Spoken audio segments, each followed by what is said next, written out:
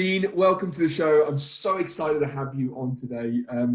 We've known each other for a bit of time now, and what I love about you, every time that I see you on social media or speak to you in person, is you just got a warm, fun, and infectious energy. And I like the fact we're going to talk a little bit today about confidence, energy, sort of self-improvement type stuff. Because I think it's going to be brilliant. So thank you so much for joining us on the show today. I really appreciate it. Pleasure. Thank you so much for having me on, Tom. It's it's a real honour to be on the podcast with you and have a bit of a chat with you, because I've always had a lot of time for you, Tom. So thank you very much. I appreciate that, and I'm really excited. Like, you know, if you're watching the YouTube, you can probably see me getting my usual sort of shoulders up excitement right now before this talk. So let's go straight to it, Dean. Let's have fun with this. So we're going to talk about self-confidence and authenticity, but have you always been the confident person that I see when I look at you on social media or when I speak to you now in person? I think most people could hazard a guess at what the answer to that question would be, and it's a resounding hell no. Definitely not.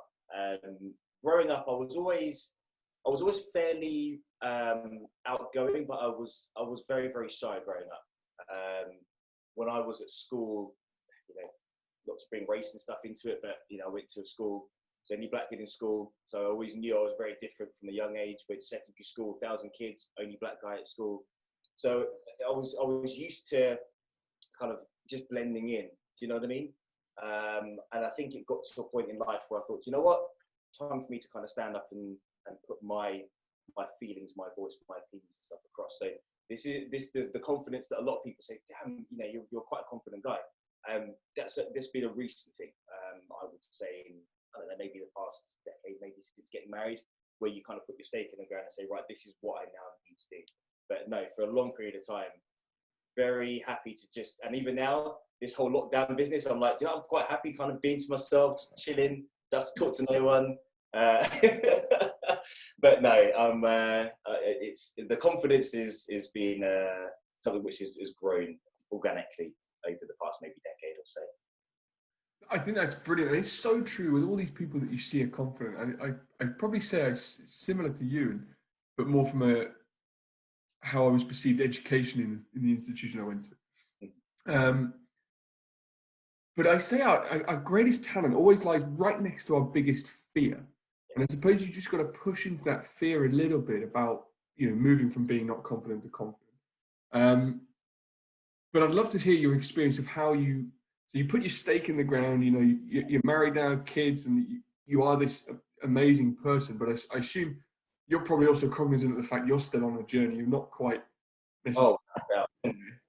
Yeah, without a doubt. You mentioned something just now about pushing into that fear, and I think that will resonate with a lot of people, because we put these boundaries and stuff in place almost as a protective mechanism, and that's fine. That's what we like as human beings. But when you start to just test those edges and you realize, actually, do you know what?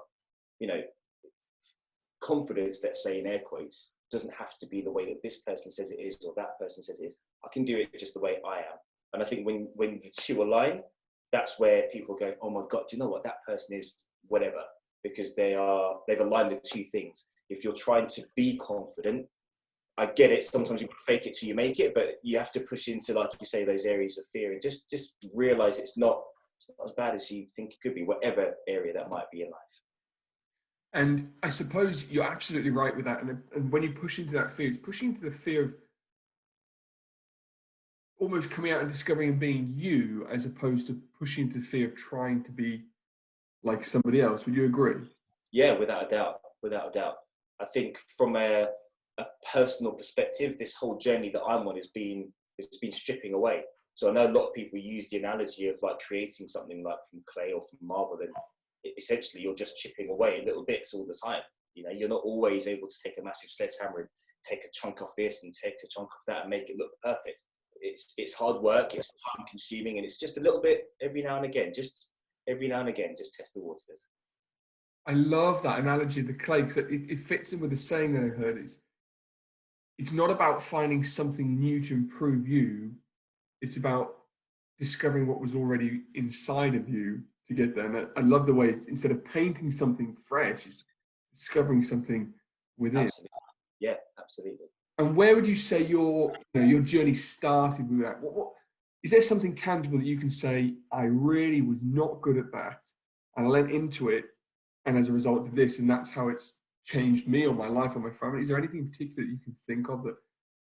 Do you know what? It probably started when I had kids, because when I've always been able to kind of communicate and articulate. I love words, I love reading, I love language. So that to me has always been something which I've enjoyed doing with patients and with family and friends and whatnot. But when kids come along, they change your perception on a lot of things.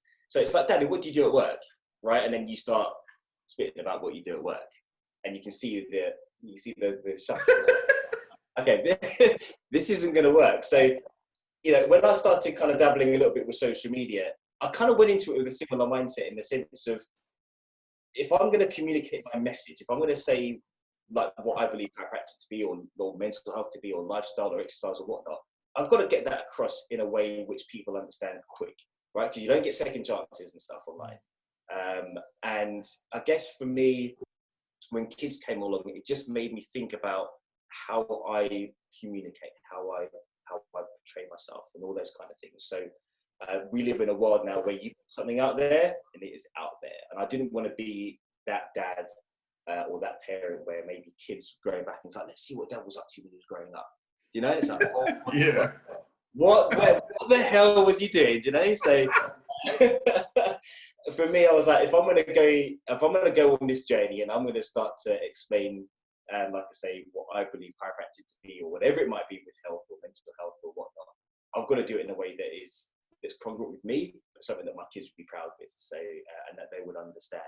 So that's probably been the shift that I've been going on probably the past 12 months, 18 months or so. I think that's brilliant. There's definitely, it's very hard to pull the wool over your kids' eyes, isn't it? They see through the rubbish. Yeah, of course they do. They see through it really quick, right? They've got their antennas ready to go, so they cotton on. So why do you think we don't? What do you think stops us from just being that honest, truthful self with society, like in your workplace, because a lot of people will go to work and be this person, and they'll go to the pub and be this person, and then sit on the sofa and be this person. Like, what do you think stops us from being able to just show up in every situation as Dean, as Tom, as Joan? What stops people? That's such a good question, and I think when we really think about it, it's we live in a world now where you're judged all the time. You're judged on metrics, your KPIs, how many likes you have, how many followers you have, what your PVA is, what you're doing with it. So we're always, I think, from an early age, exposed to a level of judgment where you do something and then somebody else will externally say whether that's good or not, and then you take that feedback. Now you can either run with that, or you say, well, actually that's BS, I'm going to just carry on doing my own thing. So I don't know if it's habit, because that's what we are used to growing up with. I don't know if it's probably a bit of everything now, probably a little bit of just the unknown. What's it really like? We're comfortable, quite happy being like this, and when I go to that place, that's what they know me as. I can be Dean at work, and I can go to the pub and hang out, and I can be two different, very different people.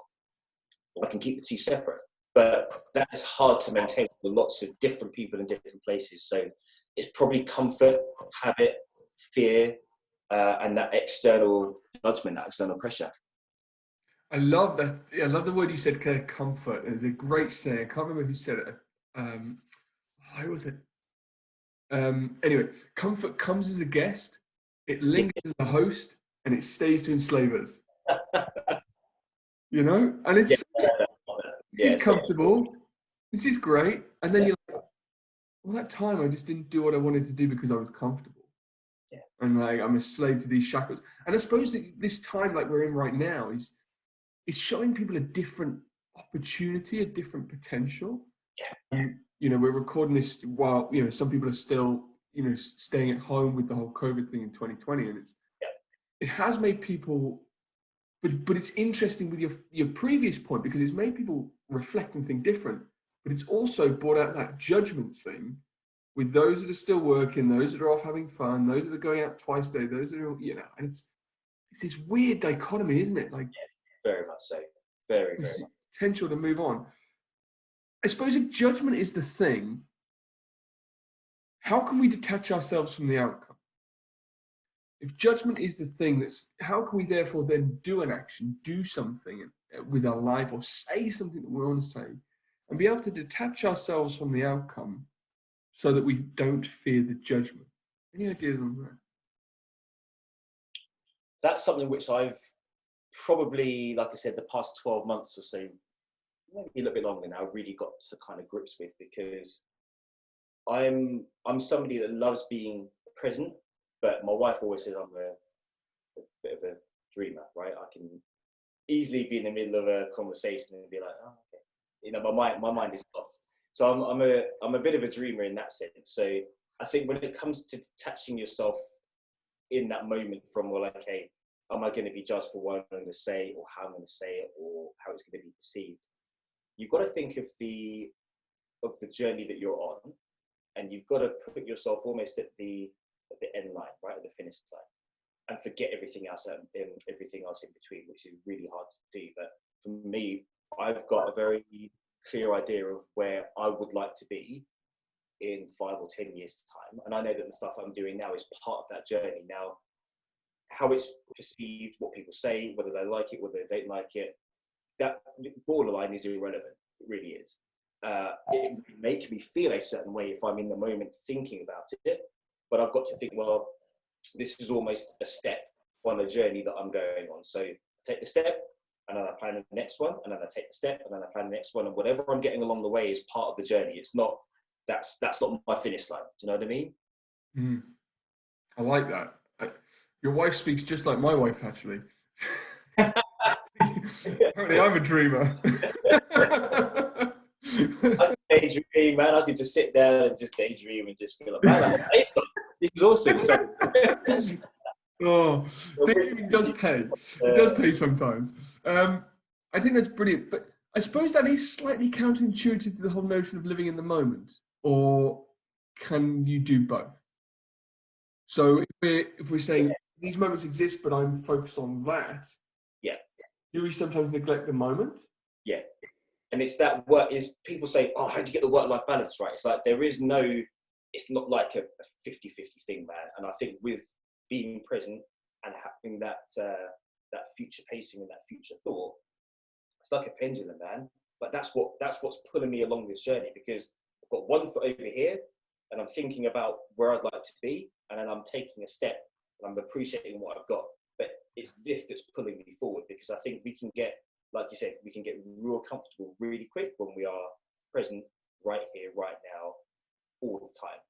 You know, I'm a firm believer in the sense of, you know, you're going to have to step out from that sometimes and go explore and do different things to give you that oomph, to give you that impetus, because it is easy. You know, we are locked down.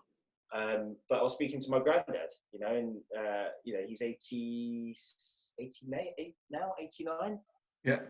If this had happened when he was growing up, you know, he had no internet, he had no TV, he had no radio. He's been speaking to the grandkids on the phone, he's been WhatsApping, he's been doing this. And I'm like, we've got it easy. You know, yes, we want to stay inside, but we've got it easy. Yeah. Right? So, you know, I think for me, it is hard to maintain a proper balance, because it's always swings and roundabouts. It's like a pendulum. And I think if you've got something that will pull you, if you come back to the present, you've still got something that's going to pull you forward. If you're always here, or you're always here, that's where people start to get burnt out. That's where people start to get fatigued and lost and throw the towel in and say, do you know what? I'm just going to get and stay. I think that's really true. Like, you either come bored, depressed here, or burnt out over here. And so many people have said, like BJ Palmer said, you know, slipping and checking, always slipping and checking as you go along your route. Yeah. Ed Milet says something called blissful dissatisfaction. Like you said, like appreciating the moment, but also like, I want to be over here. Mm-hmm. And the balance thing is true. Like, I don't think there's such thing. I like to think of it as more like seasons. Yeah. And you go through the seasons and you'll be in spring and it'll be like, I am working hard. You enjoy the summer, and then you reflect and appreciate back in the winter. And that could happen in the space of a week or in a few months. But to think that you can do both at the same time, I totally agree with you. I think it's impossible. I love that season thing, because that literally popped into my head this morning as well. It's funny you should mention that, because the seasons do stay for a time. So it's okay, like you say, to enjoy the summer for what the summer is. Yeah. But then when spring or summer, autumn, when autumn comes, then autumn is what it is, right? You can look back at summer, you can appreciate it, but we're now here, and you can look forward to the next season, right? So it's a continual ebb and flow. I think we sometimes look for the middle ground and try and stay so tightly to that line. It's really hard, really hard. So sometimes you just got to go with, like they say, roll with the punches, right? Yeah, yeah. And I suppose, rolling with the punches actually brings me to a nice one. Like, I'm not a dad, you're a father, and like kids learning this, like, you said you weren't confident before. I certainly can say that I certainly wasn't. Still struggle socially, even though it's what I'm not necessarily known for. But I suppose you're probably similar to myself. It was a tough journey sometimes, like, really horrible at points. Yeah, it's life can be brutal, man. Yeah, right. I know. So, but like, how much do you want your kids to experience that, and how much do you want to shelter them from that? That was when you talk about rolling with the punches. Yeah. Like, like this Ryan Ryder was on the show a couple of weeks ago. Yeah. About this silkworm, and as it's in its chrysalis, if you were to come and just cut the chrysalis and help it out, it would die. It needs that struggle, and I suppose, whether we are nurturing our patients or whether we're nurturing our family, what advice have you got on that? Like, what line would you take there? That's such a good question. I think for me, it's as a parent, like isolating now as purely parents hat on, you always want to protect the kids, but being a realist, that you can't wrap them up in cotton wool. So what you have to do, and this goes with kids or clients or whatever it is, and even ourselves. I love boxing, so I'm like, if I'm a boxer and I'm going into the ring, I've got to fully expect that I'm going to get hit, and I'm probably going to get hard, and I'm probably not going to like it. I might get knocked down, but then I've got a choice to make. I can either prepare myself and train hard to take those knocks and those punches, and if it happens, it happens. I get up if I can, and I carry on. But if I can't, okay, that's just the nature of the beast. But you're prepared and you're ready for it. So I think when it comes to kids and to clients and stuff like that, preparing and stuff for life, it's about, are you arming yourself with the tools you need to, like Mike Tyson, everyone's got a plan until they get punched in the face. It's going to come. It is going to happen, right? And you've got to you've got to do the training to prepare and be ready for it. So, and this is what's interesting with this time we're in now, because we've been pretty much all of us now, society-wise, given an opportunity to do the training, to do the work. Some people are, some people might not, some people won't. We're all going to get back in the ring, and some people are going to get hit in the face and think, do you know what? I'm out. I've had enough of this. And some people think, do you know what? This I knew was coming. Dust myself up, count to 10, let's go. And then we're back. Yeah. I agree. And I think a lot of business owners I'm working with at the moment, they haven't done any prep because their businesses have historically started probably in the last 5 years, which has just been joyful times for 5 years, which means there's been no real training. They've just been coasting along, a bit of shadow boxing. And now suddenly someone stepped in the ring with them. They're like, oh, I didn't realize the punches were coming my way. I thought it was just, skipping and punching. It's so true. And I remember some of those lessons as a kid, like even down to the physical ones. I remember like coming home one day and Dad says, you know what, you got to go back into school tomorrow and sort that out. Yeah. And I was like, shit. I thought you meant to look after me. Your job. Yeah, that's your job. You go, Dad, go. I'm only 10. It's true though, isn't it? I think you're right. Like, life isn't easy. It can be fun. Oh yeah. Easy. Like, I remember reading a thing years ago, and I genuinely have had some shit times since, but haven't had a bad day. Happiness is not a destination; it's a state of mind. And that's going to knock us. And like you say, it's that count to 10. Let's go. Take a deep breath. Let's go. Let's go. So if someone is really, like, they're listening to this and this, you guys are fun, happy, but what about me down here? Like, what could you say to that person who is really like, they're just getting 1, 2, and they're thinking, I'm not going to get back up? Like, what can you say to them?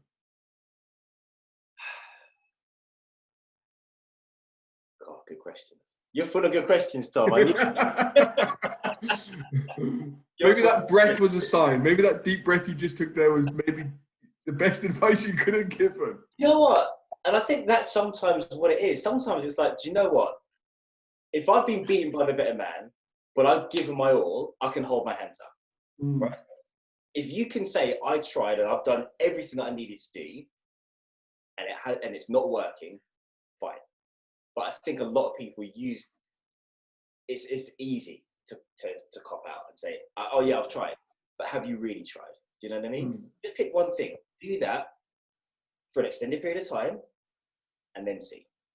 If you've been knocked down and that guy is better than you are, fine. Sometimes in boxing, sometimes in sports, sometimes like it happens. We're going to have to say, do you know what? I need to go away. I need to reevaluate my training, my planning, my whatever, and I'm going to come back better. It's not always every single time you're going to be able to get back up and carry on.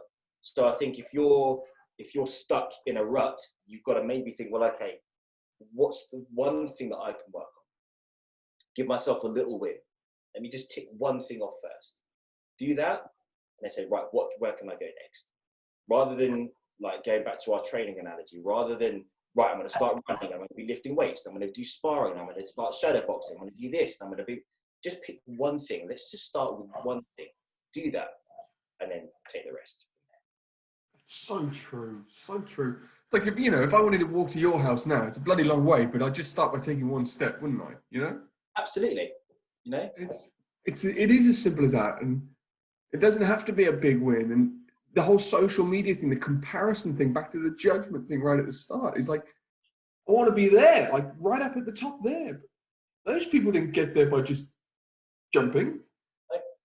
They took steps. Yeah, absolutely. For years. Absolutely. Amazing stuff. Dean, if people want to find out more about you, where can they catch up with you? Yeah, cool. Thank you, Tom. Best place probably where I'm most active at the minute is Instagram. So at Dapper Chiro, you can check me out there. And then the same handle on Facebook as well. So Facebook and Instagram are where I tend to hang out because I'm an old man, right? I guess 40 years old. I didn't grow up with the internet. I didn't grow up with Facebook. I didn't grow up with like all these other platforms. I don't have time to spend all day on all these different things. So when people start rattling off, oh, you can find me on LinkedIn and blah, blah, blah. I'm like, do you know what? I'm going to do a few things because that's all my energy is good for. I'll put it here and I'll put it here. So Facebook and Instagram, you can find me there. And yeah, stay tuned and enjoy the journey because, like I say, I'm very cool. Are you 40? Yeah, well, in July. You're the coolest 40-year-old I know, man. You've got to check out Dapper Chiro. It is an awesome Instagram. Like, it's just cool and I love it. So thank you for your content that you put out there. If there is any pearl of wisdom that you could leave with our audience today, what would it be? Pearl of wisdom. Oh, damn, Tom. Or just a thought or a saying. You put it on me. So many things. What's the one thing I would say? One of the things that I always have in the back of my mind, I think it was Jim Rohn said it once. He said, what's easy to do is easy not to do. And I apply that to so many things, like in my own life. It's just as easy for me to not have the conversation as it is for me to actually have the conversation. It's easy for me to not give my recommendation as it is for me to just give the damn recommendation, So I think anything in life, you've got to boil it down to say, okay, this is easy. I can easily not do it, but I could just as easily do it. So why not just get it done? That was amazing. Wow, that wasn't bad, was it? It really hit me, man. That was awesome. Dean, thank you very much for being on the show today. Thank you so much. Thank you. Thank you.